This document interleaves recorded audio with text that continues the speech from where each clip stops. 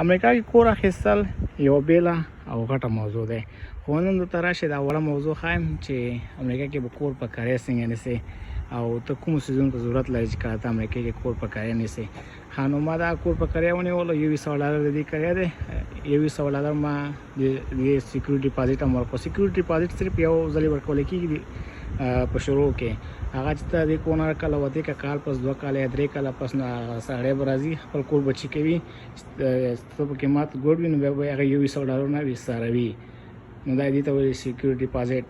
او نور دې سره چې کله د امریکې کور نسې نو باید ستا بینک سره راکړه ورکړه ښه وي، هر قسم جوړونه باید پاک وي او انکم دې ګټه وټه دې باید ښه وي. داسې نه چې 2000 د ګټه وټه وي راشي د $100 کور غواړي، نه داسې نه کېږي.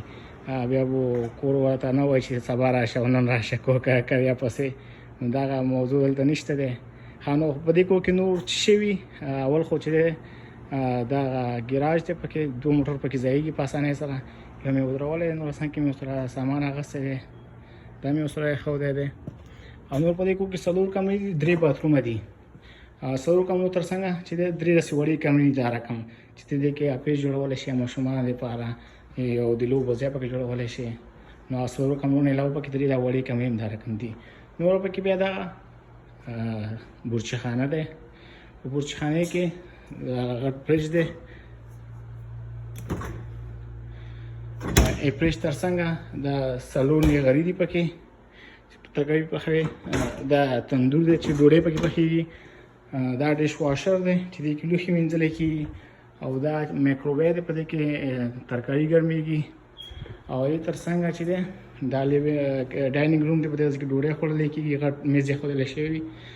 دا لیوینګ روم دی، په دې کې کور غړي ناست وي، ګپ شپ لګوي، ټي وي ګوري. دا پکې یو بله وړه کمره، دا پکې یو باتروم، 2 غټ باترومونه دي پاسه پکې. او یې تر څنګ چې د هر څه تر څنګ چې یو دا شاته غټه حویلۍ هم وي. دلته صرف مونږ کېناستی شو، نور چاته اجازه نشته، د کېر چاپېره دیوالونه دي. دا وي کور په امریکا کې پاسته، بس بیا نور صرف 4 کمرې دي.